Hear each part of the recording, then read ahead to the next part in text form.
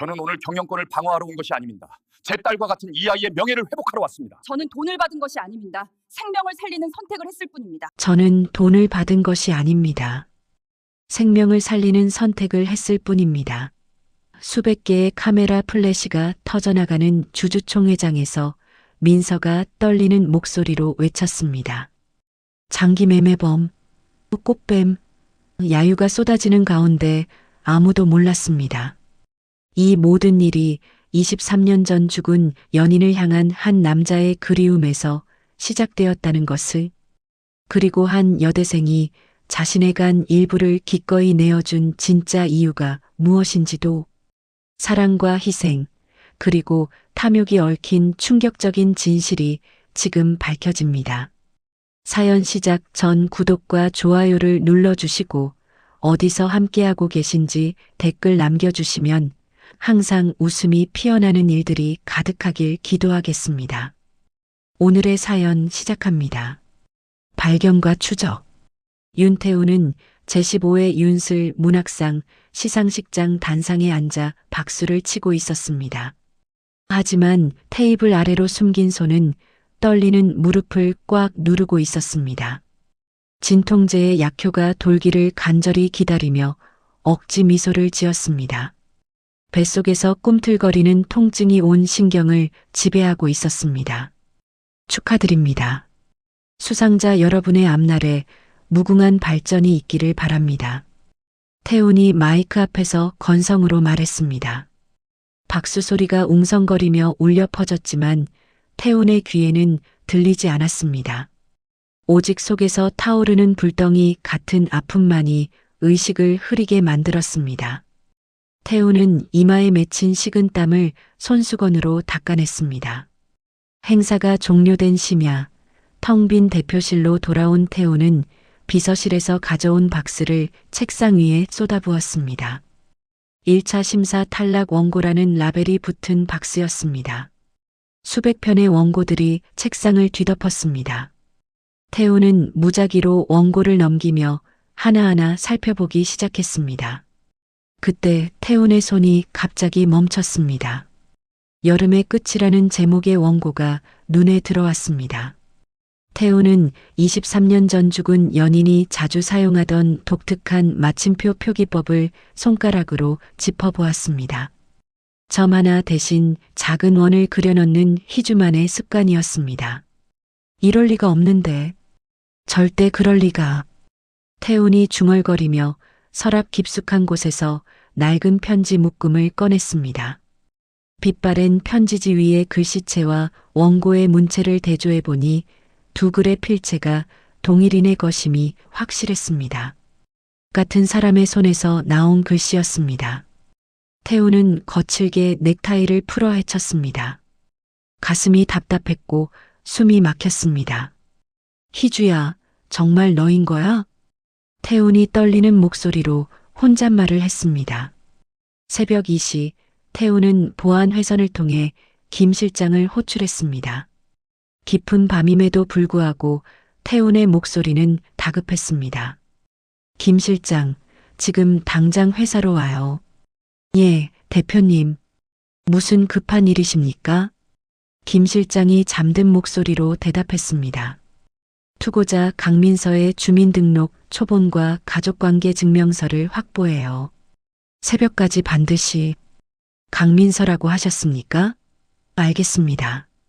김 실장의 목소리에 긴장감이 돌았습니다. 그리고 이 일은 절대 비밀로 해요.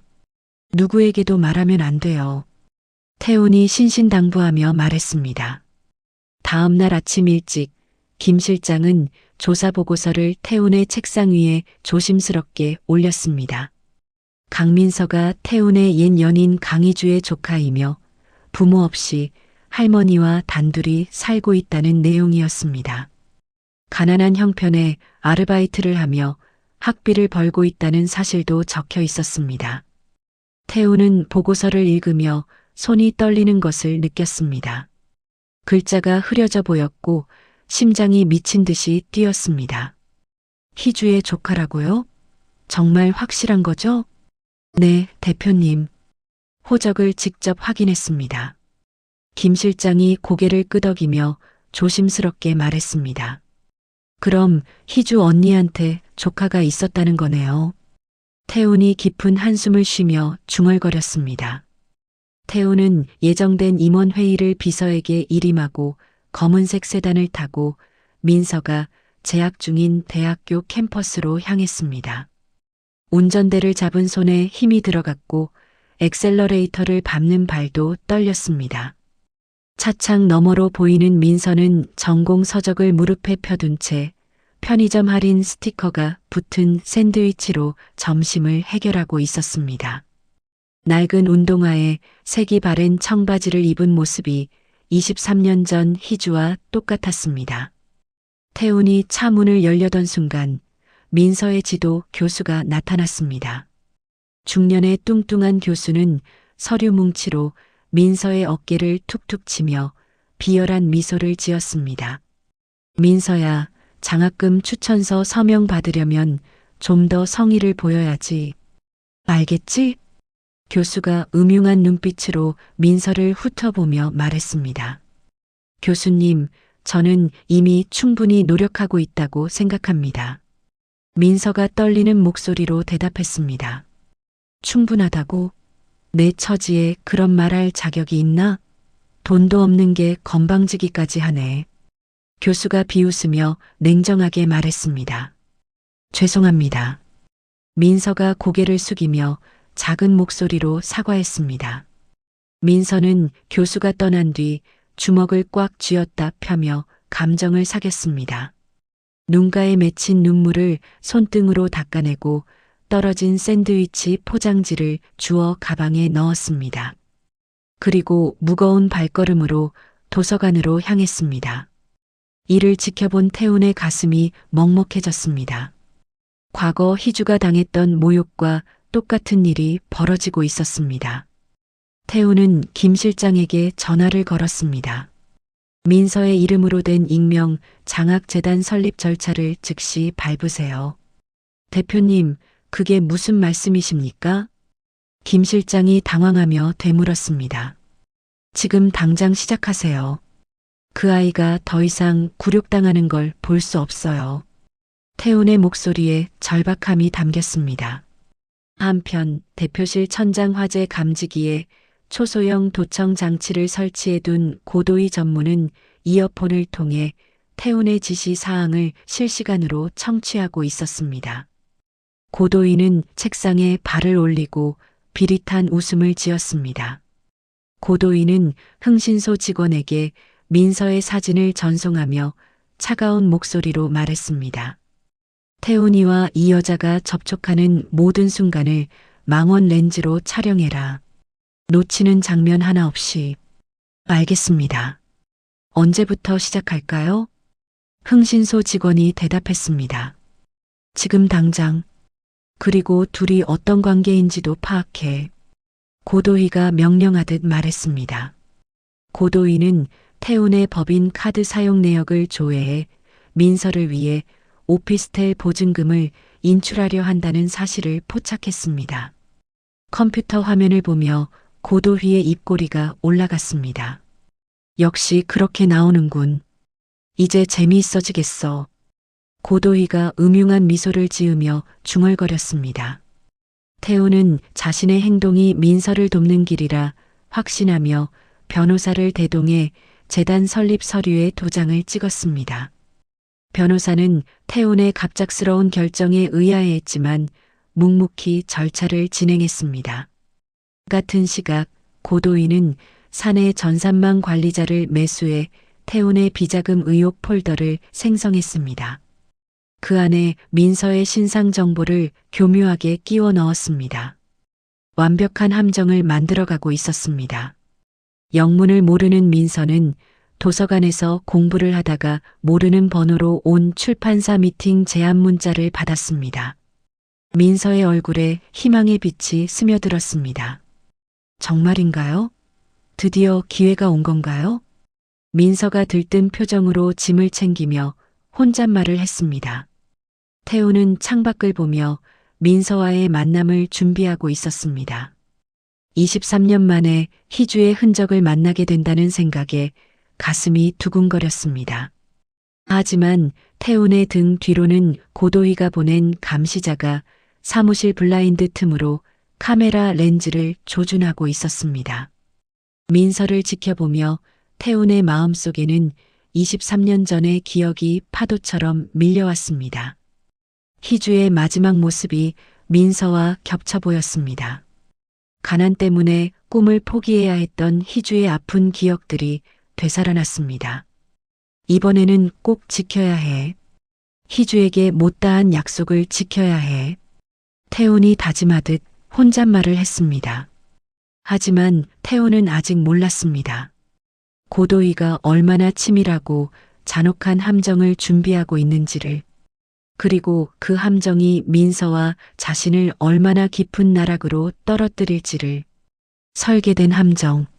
며칠 뒤 출판사 사옥 로비에 민서가 들어섰습니다.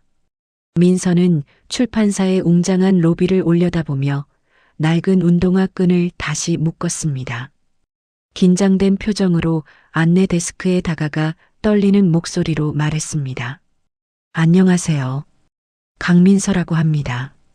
약속이 있어서 왔는데요. 아, 네. 잠시만 기다려주세요.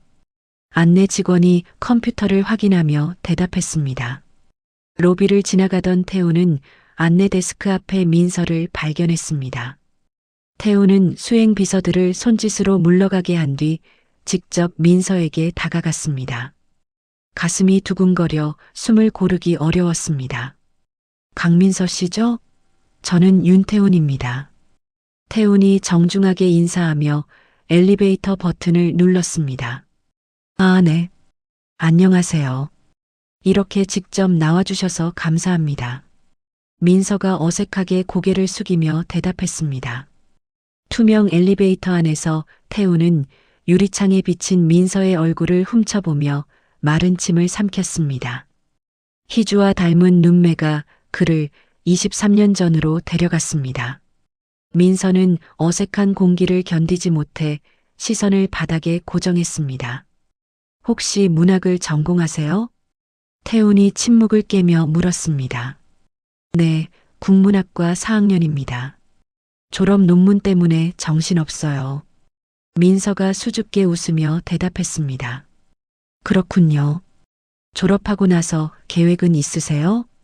작가가 되고 싶어요. 그게 제 꿈이거든요. 민서의 눈에 희망의 빛이 스며들었습니다. 대표실에 들어선 태호는 최고급 만년필과 미리 준비한 계약서를 민서 앞에 내밀었습니다. 신인 작가에게는 이례적인 선임급 지급 조항을 손가락으로 가리켰습니다. 이 정도면 당분간 생활 걱정은 안 하셔도 될 거예요. 태훈이 부드러운 목소리로 설명했습니다. 민서는 계약서의 파격적인 조건을 꼼꼼히 읽어보았습니다. 의심스러운 눈빛으로 태훈을 쳐다보며 펜을 들지 않고 머뭇거렸습니다. 이 조건이 너무 좋은 것 같은데요. 제가 아직 신인인데 이렇게 해주셔도 되나요? 재능이 있으신 분이니까요. 저희가 먼저 투자하고 싶습니다. 태훈이 진심을 담아 대답했습니다. 긴장한 민서가 테이블 위에 물잔을 쳐 쏟았습니다. 물이 테이블과 민서의 옷에 흘러내렸습니다. 아, 죄송해요. 민서가 당황하며 일어섰습니다. 태훈은 반사적으로 자신의 손수건을 꺼내 민서의 옷에 묻은 물을 닦아주려 손을 뻗었습니다. 하지만 민서가 화들짝 놀라며 자리에서 뒤로 물러나자 태훈은 허공에 멈춘 손을 어색하게 거두었습니다. 죄송합니다. 괜찮은지 확인하려고 했는데. 태훈이 쑥스럽게 사과했습니다. 이 장면은 열린 문틈 사이로 고도희가 배치한 직원의 스마트폰 카메라에 의해 신체 접촉을 시도하는 대표의 구도로 촬영되고 있었습니다. 직원은 연신 셔터를 눌러댔습니다. 저 이 계약은 좀 더 생각해보고 결정하고 싶어요. 민서가 계약서를 가방에 넣으며 조심스럽게 말했습니다. 그러세요. 시간을 두고 신중하게 결정하시면 됩니다. 태훈이 아쉬운 표정을 감추며 대답했습니다. 민서는 서둘러 대표실을 빠져나갔습니다. 태훈은 닫힌 문을 바라보며 깊은 한숨을 내쉬었습니다. 복도 모퉁이에서 기다리던 고도희가 민서의 앞을 가로막았습니다. 고도희는 비릿한 웃음을 흘리며 민서를 위아래로 훑어보았습니다. 강민서 씨죠? 대표님이 마음에 들어 하시는 것 같네요. 복권 당첨 축하해요. 무슨 말씀이신지 모르겠네요. 민서가 불쾌감을 드러내며 대답했습니다. 모르실 리가요. 신인한테 그런 조건을 제시한다는 건 다른 뜻이잖아요. 고도희가 음흉하게 웃으며 말했습니다. 실례하겠습니다. 민서가 고도희를 지나쳐 가려 했습니다. 고도희는 곧바로 사내 메신저 단체방에 대표실 직직이라는 제목으로 아까 촬영한 사진을 유포했습니다. 사진에는 태훈이 민서에게 손을 뻗는 장면이 의미심장하게 담겨 있었습니다. 점심시간이 되자 구내식당과 휴게실의 직원들은 스마트폰을 돌려보며 수군거리기 시작했습니다. 대표님이 저런 취향이 있으셨나? 나이가 몇 살이나 차이 나는데. 요즘 젊은 여자들 참 대단하네. 몇몇 직원들은 민서의 SNS 계정을 찾아내기 시작했습니다. 태훈은 김 실장을 통해 민서가 거주하는 옥탑방의 월세가 3달 밀려 있다는 보고를 받았습니다. 태훈은 즉시 건물주에게 대리인을 보내 밀린 월세를 완납했습니다. 이런 식으로라도 도움을 줄 수 있다면. 태훈이 혼자 중얼거렸습니다. 다음 날 건물주가 민서에게 전화를 걸었습니다. 민서 씨, 어떤 회장님이 밀린 월세를 다 냈어요. 좋은 분을 만나셨네요. 네, 그게 무슨 말씀이세요? 민서가 깜짝 놀라며 되물었습니다. 모르세요? 어제 정장 입은 아저씨가 와서 현금으로 다 지불하고 갔는데. 건물주의 말을 들은 민서는 태훈의 호의를 순수한 의도가 아닌 스폰서 제안으로 오해하게 되었습니다. 민서의 얼굴이 창백해졌습니다. 그분이 윤태훈이라고 하시던가요? 그렇게 말씀하시더라고요. 큰 출판사 사장님이라고. 분노한 민서는 태훈의 회사로 찾아갔습니다. 로비에서 태훈을 기다리다가 그가 나타나자 돈 봉투를 바닥에 던졌습니다. 이게 뭐 하는 짓이에요? 사람을 뭘로 보는 거예요? 민서가 목소리를 높이며 소리쳤습니다. 민서 씨, 오해입니다. 제가 그런 뜻으로 한 게 아니에요. 태훈이 당황하며 해명하려 했습니다. 오해요? 누가 부탁했나요? 저 혼자서도 잘 살 수 있어요. 로비에 있던 직원들과 방문객들이 이 광경을 목격하고 동영상을 찍기 시작했습니다. 상황은 걷잡을 수 없이 악화되었습니다. 태훈은 해명하기 위해 민서의 팔을 잡으려 했습니다. 민서 씨, 제발 들어보세요. 제가 설명드릴게요. 손 떼세요. 이런 식으로 도움을 주는 건 도움이 아니에요. 민서가 그 손을 거칠게 뿌리치고 정문을 뛰쳐나갔습니다. 태훈은 극심한 스트레스로 시야가 흔들리는 것을 느꼈습니다. 다리에 힘이 빠지며 로비 기둥을 잡고 주저앉았습니다. 대표님, 김 실장이 황급히 달려와 그를 부축했습니다. 괜찮습니다. 괜찮아요. 태훈이 힘없는 목소리로 말했습니다.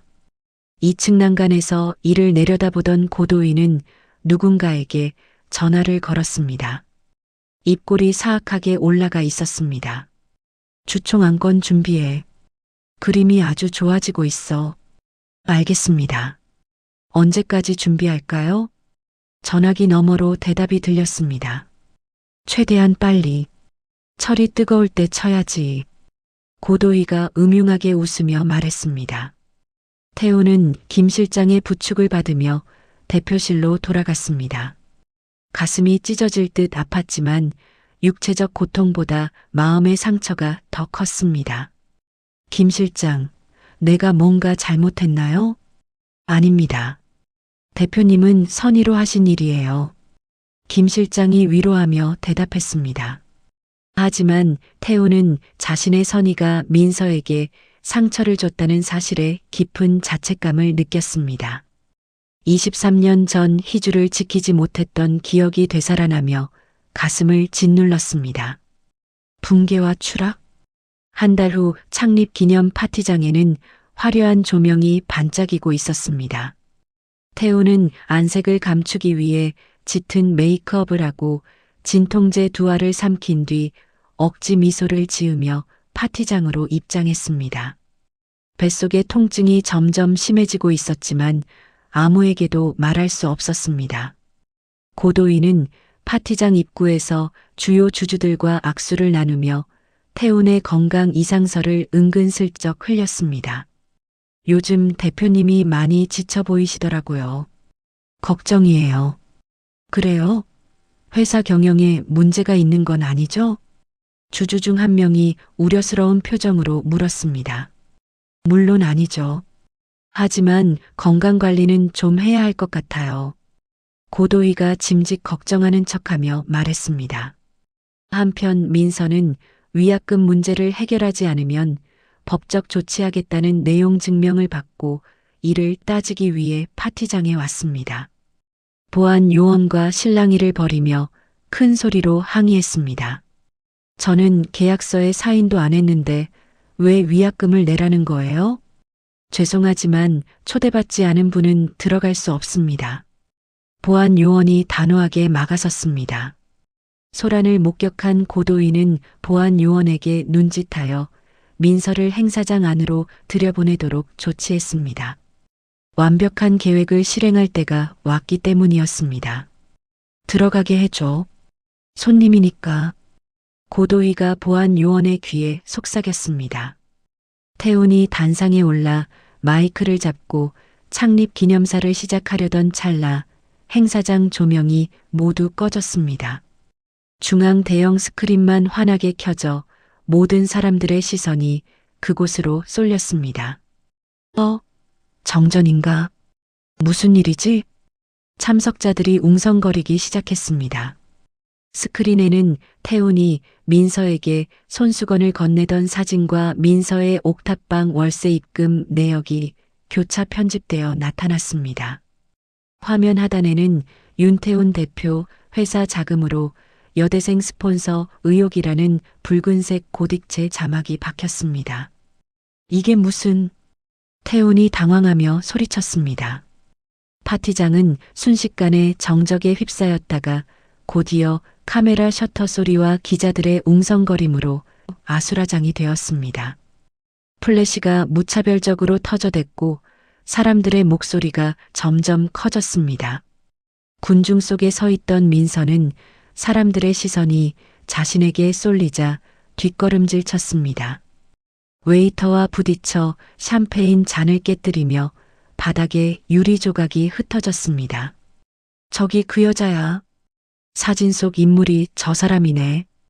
기자들이 민서를 에워싸고 마이크를 들이밀기 시작했습니다. 윤 대표와 어떤 관계입니까? 돈을 얼마나 받았나요? 언제부터 만나온 사이입니까? 질문이 폭우처럼 쏟아져 내렸습니다. 태우는 단상에서 뛰어내려 기자들을 몸으로 밀치며 민서에게로 향했습니다. 가슴이 터질 듯 뛰었고 시야가 흐려졌습니다. 비켜주세요. 길을 비켜주세요. 태훈이 목소리를 높이며 외쳤습니다. 이때 고도희가 마이크를 잡고 기름을 부었습니다. 대표님, 이게 사실입니까? 주주들에게 해명하십시오. 이 모든 게 누구 짓인지 뻔하잖아. 태훈이 고도희를 노려보며 고함을 질렀습니다. 태훈은 자신의 재킷을 벗어 민서의 얼굴을 덮어주고 경호원들에게 길을 트라고 지시했습니다. 괜찮아요. 제가 지켜줄게요.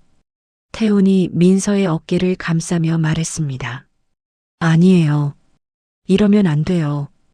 더 오해받을 수 있어요. 민서가 떨리는 목소리로 대답했습니다. 인파를 뚫고 나가려던 태훈은 갑자기 가슴을 부여잡고 비틀거렸습니다. 숨이 막히고 속에서 뜨거운 무언가가 치밀어 올랐습니다. 입에 머금었던 붉은 피를 민서의 흰 셔츠 위로 토해냈습니다. 대표님, 김 실장이 달려오며 소리쳤습니다. 태훈이 바닥으로 무너지며 민서의 손목을 잡고 늘어졌습니다. 민서는 공포에 질린 채 태훈의 몸을 받아냈습니다. 병원, 빨리 병원에. 민서가 절규하듯 외쳤습니다. 쓰러진 태훈의 눈동자가 풀리며 경련을 일으켰습니다. 입가에서는 계속해서 피가 흘러나왔습니다. 고도희는 짐짓 놀란 척하며 비서에게 귓속말을 했습니다. 구급차 불러. 그리고 이사회 소집 준비해. 지금 말입니까? 당연하지. 이런 상황에서는 신속한 대응이 필요해. 고도희가 냉정하게 말했습니다. 현장의 참혹한 광경은 유튜버들에 의해 실시간으로 생중계되고 있었습니다. 댓글창에는 태훈과 민서를 비난하는 글들이 폭주했습니다. 역시 돈으로 여자 사는 인간의 최후. 저 여자도 공범 아니야? 어쩐지 젊은 여자가 갑자기 뜬금없이 나타났더라. 구급대원들이 태훈의 셔츠를 찢고 제세동기를 부착하는 동안 민서는 피 묻은 손을 떨며 구석으로 밀려났습니다. 사람들의 시선이 따가웠고 수군거리는 소리가 귀를 찔렀습니다. 민서 씨도 병원에 가셔야겠어요. 많이 놀라셨을 거예요. 간호사가 다가와서 말했습니다. 저는 괜찮아요. 그분이 어떻게 되는지만 알고 싶어요. 민서가 눈물을 닦으며 대답했습니다. 들것에 실려나가는 태훈의 손에서 낡은 만년필이 떨어져 바닥을 굴렀습니다. 민서는 그 만년필을 주워들고 멍하니 구급차 뒤를 쫓아갔습니다. 저도 병원에 가야겠어요. 제발 태워주세요. 민서가 구급대원에게 간절히 부탁했습니다. 가족분이세요? 아니지만 제발이요. 구급차가 사이렌을 울리며 병원으로 향하는 동안 민서는 태훈의 손을 꽉 잡고 있었습니다. 태훈의 얼굴은 창백했고 숨소리는 가늘어져 갔습니다. 한편 파티장에서는 고도희가 기자들 앞에서 인터뷰를 하고 있었습니다. 저희도 충격적입니다. 평소 윤 대표님을 존경해 왔는데 이런 일이 있을 줄은 몰랐어요. 앞으로 회사 경영은 어떻게 하실 계획입니까? 임시 경영 체제를 구성해서 회사에 피해가 없도록 하겠습니다. 고도희가 카메라를 의식하며 진중한 표정으로 답변했습니다. 병원으로 향하는 구급차 안에서 민서는 태훈의 창백한 얼굴을 내려다보며 눈물을 흘렸습니다. 모든 것이 자신 때문인 것 같아 죄책감에 휩싸였습니다. 제발 괜찮아지세요. 제발이요. 민서가 속삭이듯 중얼거렸습니다. 생존을 위한 거래. 응급실 복도는 새벽 1시임에도 불구하고 소란스러웠습니다. VIP 중환자실 앞에는 고도희가 고용한 사설 경호업체 직원들이 이중으로 배치되어 외부인의 접근을 철저히 차단하고 있었습니다. 민서는 피 묻은 옷차림 그대로 로비 의자에 앉아 있었지만 병원 보안 요원들이 다가왔습니다. 죄송하지만 면회 시간이 아닙니다. 나가주세요. 보안 요원이 민서의 팔을 잡아 끌며 말했습니다. 저는 그분과 함께 온 사람이에요. 어떻게 되는지만 알고 싶어요. 민서가 간절하게 호소했습니다. 규정이니까 나가셔야 합니다. 보안 요원이 단호하게 대답했습니다. 이때 김 실장이 나타나 보안 요원들을 제지했습니다. 이분은 괜찮습니다. 제가 책임지겠어요. 김 실장이 민서를 비상계단으로 데려가며 태훈의 양복 주머니에서 나온 피 젖은 수첩을 건넸습니다. 대표님이 항상 가지고 다니시던 겁니다. 민서는 수첩을 펼쳐 민서가 작가로 성공하는 모습을 보고 싶다는 태훈의 친필 메모를 읽었습니다. 그 아래에는 희주에게 못다 한 빚을 갚고 싶다는 글귀도 적혀 있었습니다. 희주가 누구예요? 민서가 떨리는 목소리로 물었습니다. 대표님의 첫사랑이셨던 분입니다. 민서 씨 고모님이시고요. 김 실장이 조심스럽게 대답했습니다. 고모요? 그럼 대표님이 저를 도와주신 이유가? 민서가 충격받은 표정으로 중얼거렸습니다. 이때 담당 의사가 김 실장과 고도휘에게 다가왔습니다. 환자의 간 기능이 완전히 정지되었습니다. 48시간 내에 생체 이식을 받지 않으면 생명이 위험합니다. 의사가 심각한 표정으로 통보했습니다. 친척들 중에 적합한 분이 없을까요? 김 실장이 다급하게 물었습니다. 고도희는 거짓말로 답했습니다. 안타깝게도 친척들을 모두 검사해봤지만 적합자가 없었습니다. 그럼 어떻게 해야 하나요? 기적을 기다리는 수밖에 없겠네요. 고도희가 의료진에게 연명 치료 중단 동의서를 내밀며 말했습니다. 민서는 수첩 뒷장에 적힌 태운의 혈액형과 유전 정보를 확인했습니다. 과거 고모의 일기장에 적혀 있던 내용과 일치하는 것을 발견하고 가슴이 뛰기 시작했습니다. 김 실장님, 저 검사를 받을 수 있을까요? 민서가 급하게 말했습니다. 검사요? 무슨 검사 말입니까? 간 이식 적합성 검사요. 저는 그분의 연인의 조카니까 혈연 관계는 아니지만 혹시 모르잖아요. 김 실장은 민서를 화물용 승강기를 이용해 검사실로 빼돌렸습니다. 고도휘의 눈을 피해 은밀하게 움직여야 했습니다. 조용히 해주세요. 고 전무가 알면 안 됩니다.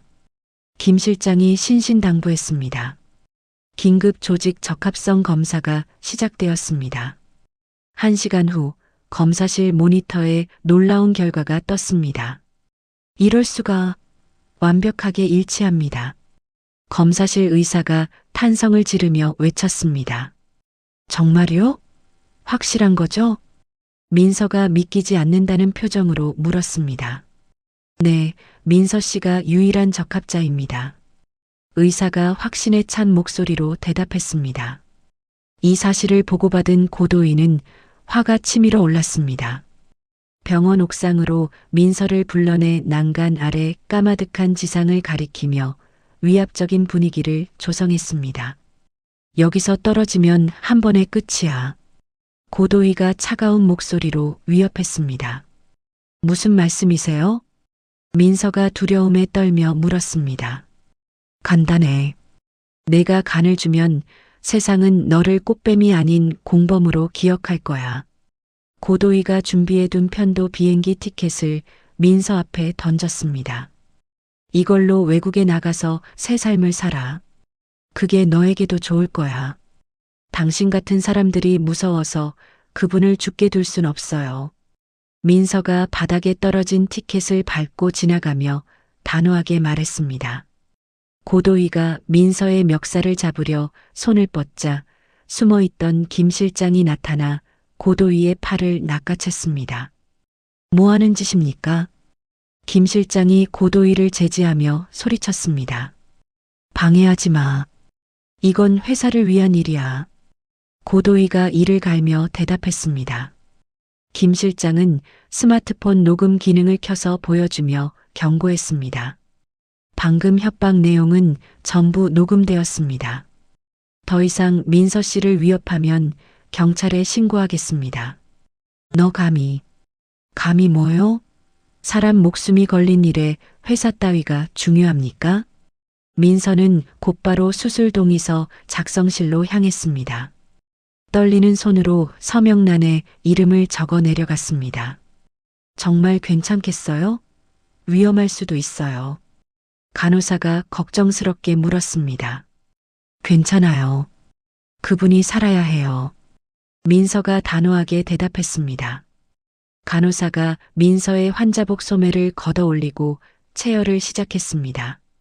민서는 벽에 걸린 시계를 보며 태운에게 남은 시간을 가늠했습니다. 수술이 언제 시작되나요? 지금 준비 중입니다. 1시간 후면 시작할 예정이에요. 간호사가 대답했습니다. 수술실로 이동하는 침대 위에서 민서는 천장의 형광등 불빛을 바라보며 눈을 감고 마음속으로 기도를 올렸습니다. 고모, 제가 고모가 사랑했던 분을 지킬게요. 도와주세요. 수술실 문이 열리고 민서의 침대가 들어갔습니다. 복도에 남겨진 고도인은 벽을 주먹으로 치며 욕설을 내뱉었습니다. 망할. 이렇게 될 줄 알았으면. 하지만 이미 늦었습니다. 수술은 시작되었고 태훈의 생명을 구할 마지막 희망이 점화되었습니다.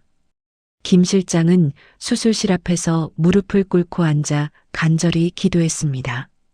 제발 두 분 다 무사하게 해주세요. 밖에서는 여전히 기자들이 병원을 에워싸고 태훈의 상태에 대한 소식을 기다리고 있었습니다. 하지만 아무도 수술실에서 생명을 건 진정한 사랑의 증명이 이루어지고 있다는 것을 알지 못했습니다. 단절된 시간. 수술실 안에서는 생명을 구하기 위한 긴급한 작업이 시작되었습니다. 수술대 위에 나란히 누운 태훈과 민서 사이에는 얇은 커튼 하나가 쳐져 있었습니다. 마취과 의사가 산소 마스크를 민서의 얼굴에 씌우며 부드럽게 말했습니다. 깊게 숨을 쉬세요. 곧 잠들 거예요. 민서는 마지막 순간까지 옆 침대의 기척을 느끼려 했습니다. 태훈이 살아있다는 것을 확인하고 싶었습니다. 태훈은 희미한 의식 속에서 옆 침대에서 들려오는 작은 소음을 감지했습니다. 고개를 돌리려 했지만 근육이 마비되어 손가락 하나 까딱하지 못했습니다. 하지만 마음속으로는 간절히 외치고 있었습니다. 민서야, 고마워. 정말 고마워. 집도이가 메스를 들고 태훈의 복부를 절개하기 시작했습니다. 모니터의 심박수 그래프가 요동치며 경고음을 울려댔습니다. 혈압이 떨어지고 있습니다. 간호사가 긴급하게 보고했습니다.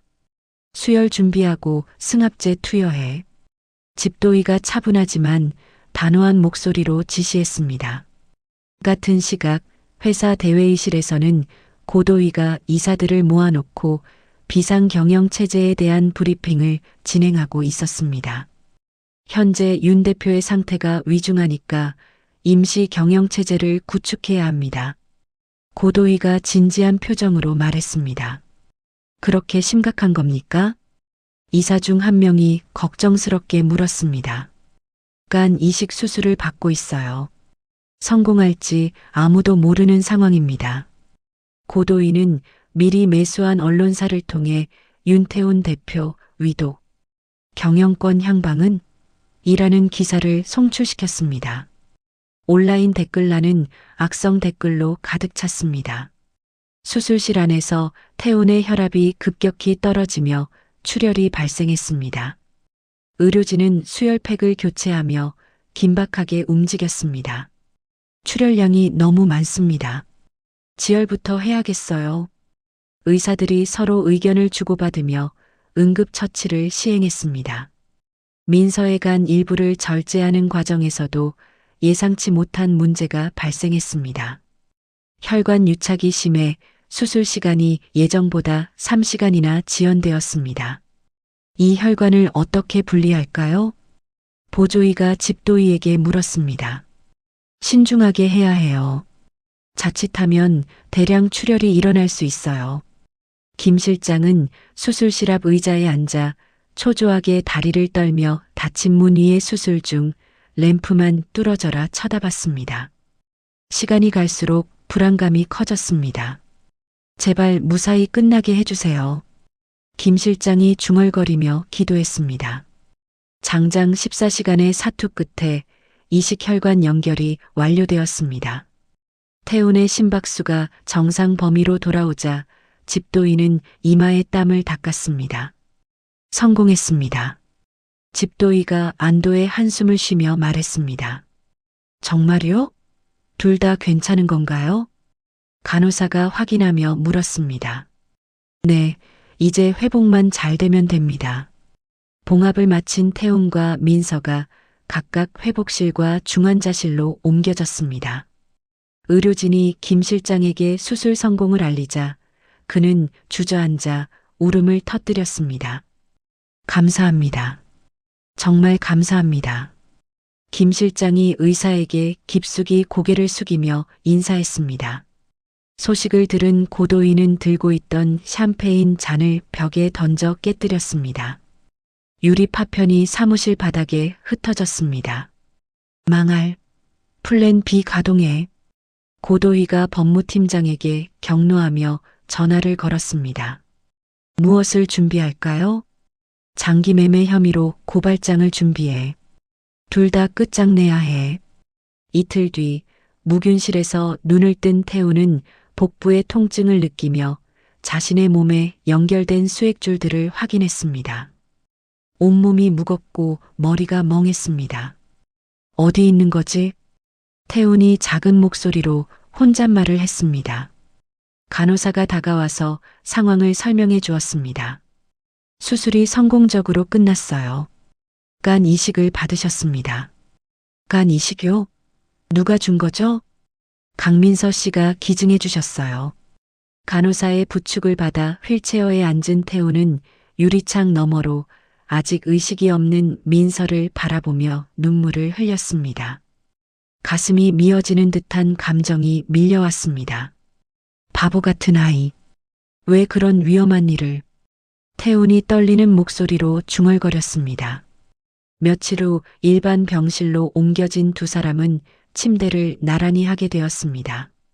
민서가 깨어나 태훈이 건네는 물을 빨대로 마시며 옅은 미소를 지었습니다. 아프지 않아요? 태훈이 걱정스럽게 물었습니다. 괜찮아요. 많이 좋아졌어요. 민서가 약한 목소리로 대답했습니다. 태훈은 민서의 손등에 꽂힌 링거 바늘 자국을 어루만지며 미안함을 표현했습니다. 정말 미안해요. 내 때문에 이런 일을. 아니에요. 제가 하고 싶어서 한 일이에요. 민서가 고개를 젓으며 말했습니다. 고모를 닮았어요. 희주도 그렇게 말하곤 했거든요. 태훈이 과거를 회상하며 말했습니다. 병실 문이 거칠게 열리며 검은 양복을 입은 남자들이 들이닥쳤습니다. 김 실장이 그들을 막아서며 몸싸움을 벌였습니다. 여기는 병실입니다. 환자가 있어요. 김 실장이 소리치며 저지했습니다. 공무집행입니다. 비켜주세요. 남자들 뒤로 나타난 검찰 수사관이 압수수색 영장을 태훈의 환자복 위에 올려놓았습니다. 영장에는 장기 매매 및 금품 수수 혐의라고 적혀 있었습니다. 이게 무슨 소리예요? 태훈이 당황하며 물었습니다. 윤태훈 씨와 강민서 씨 장기 매매 혐의와 금품 수수 혐의로 수사를 받으셔야 합니다. 수사관이 차갑게 통보했습니다. 병실 TV에서는 뉴스가 흘러나오고 있었습니다. 재벌 회장과 여대생, 장기 불법 매매 정황 포착으로 검찰 수사 착수. 앵커의 목소리가 병실에 울려 퍼졌습니다. 민서는 충격을 받아 말문이 막혔습니다. 자신들이 생명을 구하기 위해 한 일이 범죄로 둔갑된 현실을 받아들일 수 없었습니다. 우리가 뭘 잘못했다는 거예요? 민서가 떨리는 목소리로 물었습니다. 하지만 수사관들은 냉정하게 업무를 수행할 뿐이었습니다. 사랑과 희생으로 맺어진 두 사람에게 실연의 시간이 시작되었습니다. 탈주와 은신. 수술 2주 후 검찰 수사관들은 태훈과 민서의 병실을 완전히 점거했습니다. 태훈의 업무용 노트북과 민서의 태블릿 PC를 증거물로 압수하며 방안을 뒤졌습니다. 모든 전자기기를 가져가겠습니다. 수사관이 차갑게 통보했습니다. 병원에서까지 이렇게 해야 하나요? 민서가 억울한 표정으로 항의했습니다. 수사에 협조해 주시기 바랍니다. 수사관이 무표정하게 대답했습니다. 병원 로비와 정문은 태훈과 민서를 취재하려는 기자들과 1인 미디어 방송인들로 인해 북새통을 이뤘습니다. 카메라를 든 사람들이 병원 곳곳에서 대기하고 있었습니다. 윤태훈 대표 나와라. 장기 매매범 처벌하라. 항해 구호를 외치는 사람들의 목소리가 병실까지 들려왔습니다. 한편 민서의 대학교 게시판에는 민서의 사진과 함께 장기 팔아 인생 역전이라는 악의적인 합성물이 도배되어 있었습니다. 같은 과학생들이 스마트폰으로 사진을 찍으며 수군거렸습니다. 저 사람이 그 유명한 강민서구나. 돈 때문에 강까지 팔았다더라. 무섭게 생겼네. 전혀 몰랐는데. 더욱 충격적인 일이 벌어졌습니다. 민서의 어머니가 운영하는 작은 식당에 유튜버들이 찾아가 카메라를 들이대며 행패를 부리는 영상이 SNS에 올라왔습니다. 딸이 장기 매매한 거 알고 계셨어요? 얼마나 받으셨나요? 솔직히 말씀해 주세요. 유튜버들이 마이크를 들이대며 질문을 퍼부었습니다. 제발 그만해 주세요. 우리 딸은 그런 아이가 아니에요. 민서의 어머니가 울먹이며 호소했습니다. 영상을 본 민서는 호흡 곤란을 일으키며 과호흡 증세를 보였습니다. 가슴이 답답해지고 숨을 제대로 쉴 수 없었습니다. 간호사님, 빨리 와주세요. 태훈이 의료진을 부르려 했지만 수사관이 이를 제지했습니다. 함부로 움직이지 마세요. 환자가 위험한데 뭘 하자는 거예요? 태훈이 분노하며 소리쳤습니다. 이때 고도희가 변호사를 민서에게 보냈습니다. 양복을 말끔하게 차려입은 변호사가 민서의 침대 옆에 앉았습니다. 강민서 씨, 저는 변호사 박진수입니다. 저한테 무슨 일이세요? 민서가 경계하며 물었습니다. 윤태훈이 강요했다고 진술하면 무혐의 처분을 받게 해드리겠습니다. 변호사가 합의서를 내밀며 말했습니다. 그런 거짓말은 할 수 없어요. 민서가 단호하게 거절했습니다. 생각해보세요. 지금 상황에서 고집 부리면 더 힘들어져요. 한편 태우는 김 실장에게 눈짓으로 신호를 보냈습니다. 김 실장은 화장실에 가는 척하며 병원 청소 용역 반장과 접선했습니다. 오늘 밤 11시에 준비해 주세요. 김 실장이 작은 목소리로 부탁했습니다. 돈은 확실히 주시는 거죠? 걱정 마세요. 약속한 대로 드리겠습니다. 용역 반장이 고개를 끄덕였습니다. 그날 밤 11시 병원 전체의 화재 경보기가 갑자기 오작동으로 울리기 시작했습니다. 스프링클러가 터지며 복도는 순식간에 물바다가 되었습니다. 화재 발생, 모든 환자 대피, 간호사들이 소리치며 뛰어다녔습니다. 혼란을 틈타 태웅과 민서는 청소부들이 사용하는 대형 세탁물 카트 안에 몸을 숨겼습니다. 좁은 공간에서 둘은 숨을 죽이며 들키지 않으려 노력했습니다. 아파요? 태훈이 작은 목소리로 물었습니다. 괜찮아요. 조용히 해요. 민서가 속삭였습니다.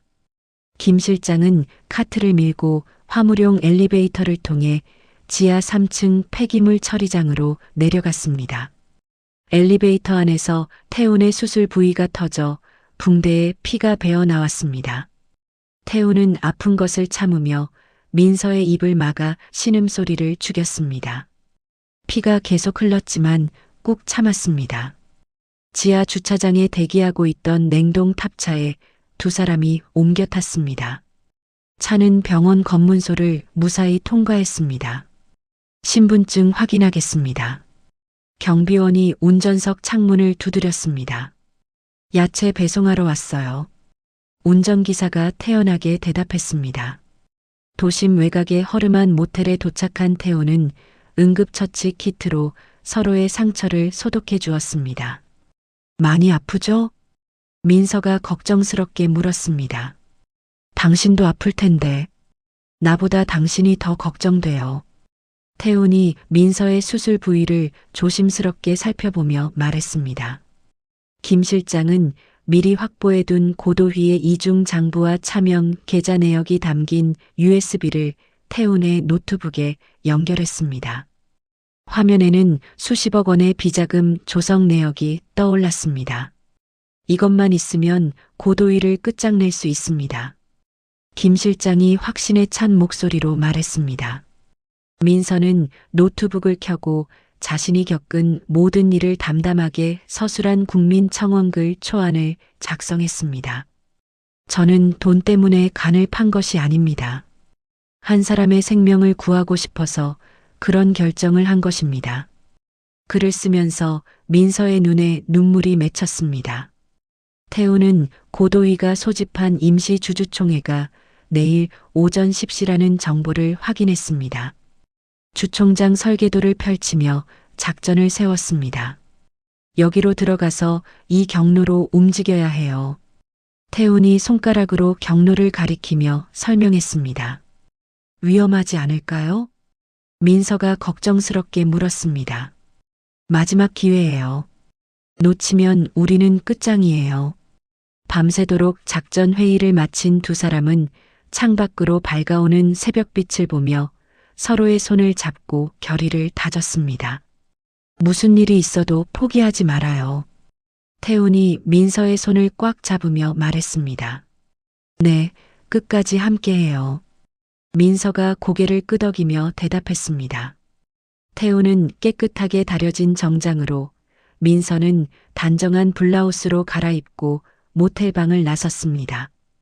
운명을 건 마지막 승부가 기다리고 있었습니다. 두 사람의 뒷모습이 아침 햇살 속으로 사라져갔습니다.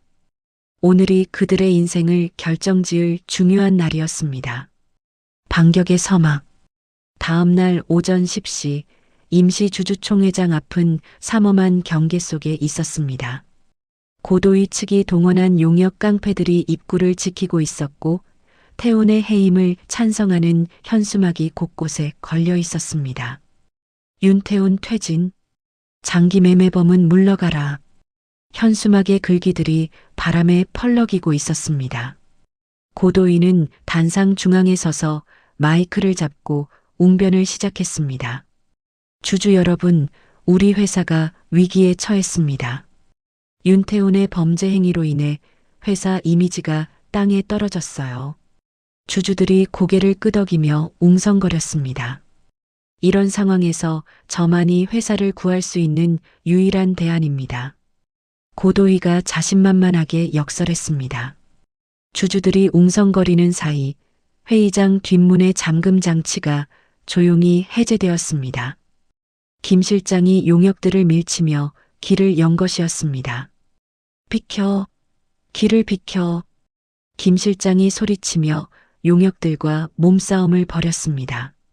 여기 무슨 일이야? 용역 중 한 명이 김 실장의 팔을 잡았습니다. 이때 휠체어를 탄 태훈과 그 뒤를 미는 민서가 회의장 중앙 복도로 들어섰습니다. 수백 개의 카메라 플래시가 동시에 터져나갔습니다. 태훈이다. 윤 대표가 나타났어. 주주들이 술렁거리며 일어섰습니다. 고도위는 당황하여 마이크에 대고 소리쳤습니다. 외부인 출입 금지입니다. 끌어내세요. 하지만 기자들이 몰려들어 용역들의 접근을 막았습니다. 카메라와 마이크가 태훈과 민서를 향해 집중되었습니다. 태훈은 힘겹게 휠체어에서 일어나 단상 아래에 섰습니다. 품에서 자신의 개인 마이크를 꺼내 스피커에 연결했습니다. 주주 여러분, 들어보세요. 태훈의 목소리가 장내에 울려 퍼졌습니다. 저는 오늘 경영권을 방어하러 온 것이 아닙니다.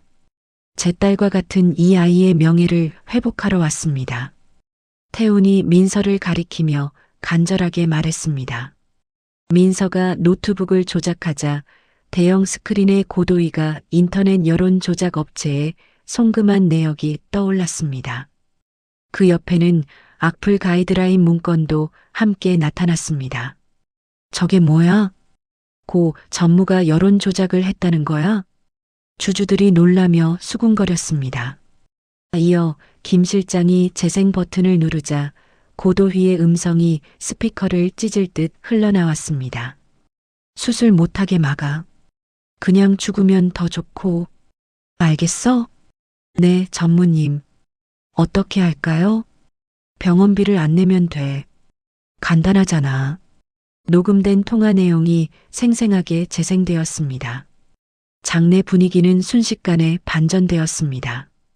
주주들이 고도희에게 야유를 퍼붓기 시작했습니다. 이런 파렴치한 사람을 죽이려고 했다고 물병을 던지는 사람들도 나타났습니다.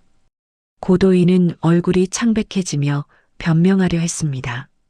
이건 조작된 거예요. 믿지 마세요. 조작이라니요? 당신 목소리 아니에요? 주주 중 한 명이 따져 물었습니다. 민서는 떨리는 손으로 마이크를 잡고 일어섰습니다. 저는 돈을 받은 것이 아닙니다. 생명을 살리는 선택을 했을 뿐입니다. 민서의 목소리가 떨렸지만 진심이 담겼습니다. 그분이 쓰러지는 걸 봤을 때 그냥 지나칠 수 없었어요. 고모님이 사랑했던 분이니까요.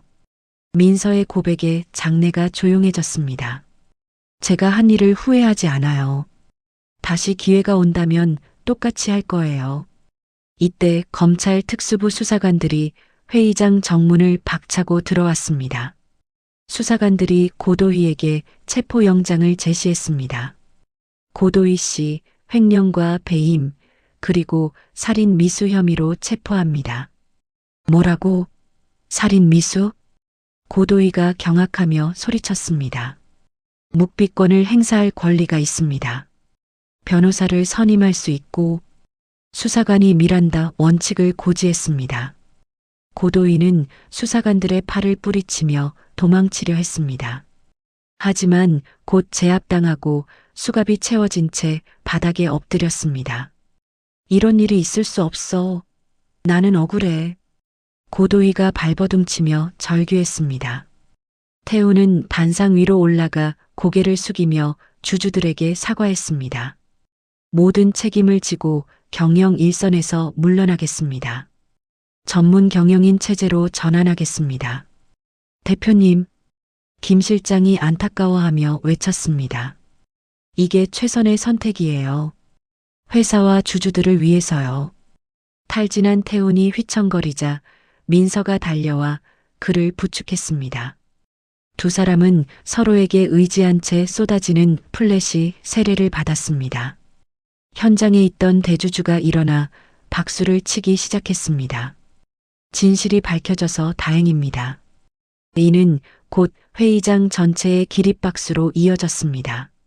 사람들이 하나둘 일어서며 태훈과 민서에게 박수를 보냈습니다. 태훈과 민서는 서로를 바라보며 안도의 눈물을 흘렸습니다. 그동안의 고생과 억울함이 한꺼번에 풀리는 순간이었습니다. 정말 끝난 건가요? 민서가 떨리는 목소리로 물었습니다. 네, 이제 끝났어요. 우리가 이겼어요. 태훈이 민서의 어깨를 토닥이며 대답했습니다. 그 모습은 뉴스 특보로 전국에 생방송되었습니다. 진실이 밝혀진 순간이었습니다. 끌려나가던 고도희가 태훈을 향해 독한 눈빛을 보냈습니다. 하지만 태훈은 더 이상 그를 피하지 않고 당당하게 응시했습니다. 정의가 승리한 순간이었습니다. 사랑과 희생이 만들어낸 기적이었습니다.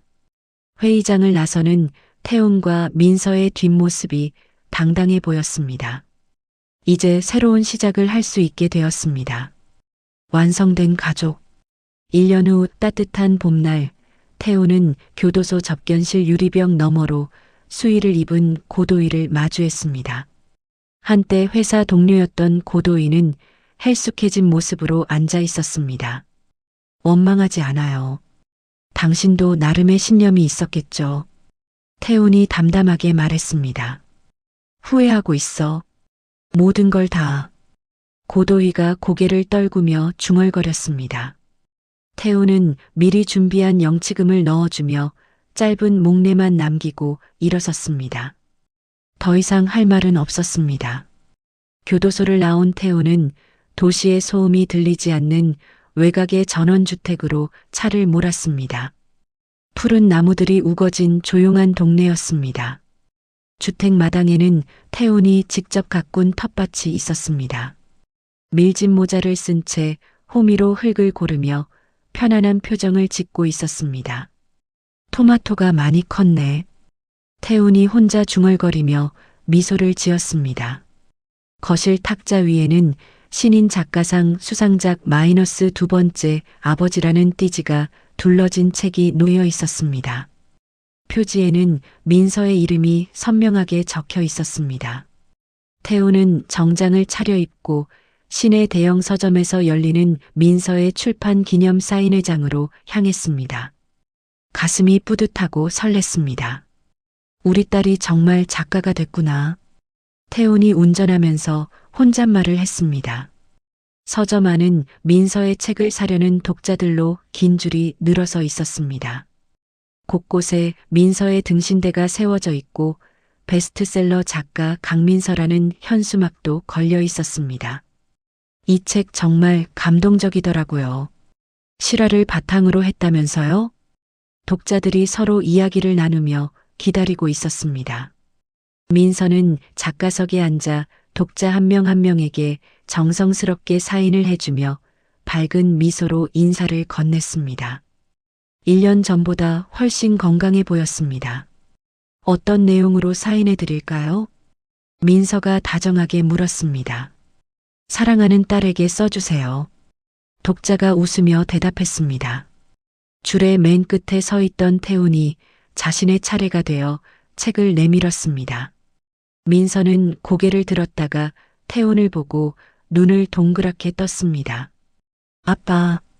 민서가 자리에서 벌떡 일어나 태훈을 와락 껴안았습니다. 주변 독자들이 환호성을 지르며 박수를 쳤습니다. 어머, 정말 아버지였구나. 책에 나온 그분이시네. 사람들이 감동하며 웃음을 지었습니다. 태훈은 쑥스러운 듯 웃으며 민서의 등을 토닥였습니다. 축하해. 정말 자랑스러워. 아빠 덕분이에요. 아빠가 없었다면 이런 날은 없었을 거예요. 민서가 태훈의 가슴에 꽂힌 행커치프를 바르게 고쳐주며 말했습니다. 행사가 끝난 뒤 두 사람은 덕수궁 돌담길을 천천히 걸었습니다. 석양이 아름답게 물들어가고 있었습니다. 1년 전 일이 꿈만 같아요. 민서가 태훈의 팔짱을 끼며 말했습니다. 그때는 정말 힘들었죠. 태훈이 과거를 회상하며 대답했습니다. 길가에 핀 벚꽃을 보며 태훈은 감회에 젖었습니다. 그때 내가 없었다면 나는 여전히 겨울 속에 있었을 거야. 저도 아빠 덕분에 진짜 봄을 만났어요. 민서가 태훈의 어깨에 머리를 기대며 대답했습니다. 지나가던 시민들이 두 사람을 알아보고 인사를 건넸습니다. 강민서 작가님이시죠? 책 잘 읽었어요. 감사합니다. 민서가 정중하게 인사했습니다. 태훈과 민서는 마주보며 미소를 짓고 가볍게 목례했습니다. 이제는 사람들의 시선이 따뜻했습니다. 두 사람은 근처 사진관 앞을 지나다 즉흥적으로 들어가게 되었습니다. 가족 사진 한 장 찍을까요? 태훈이 제안했습니다. 좋아요. 기념으로 남겨둬요. 민서가 기뻐하며 대답했습니다. 사진관 안에는 따뜻한 조명이 켜져 있었습니다. 카메라 앞에 나란히 앉은 두 사람은 자연스럽게 미소를 지었습니다. 좀 더 가까이 앉으세요.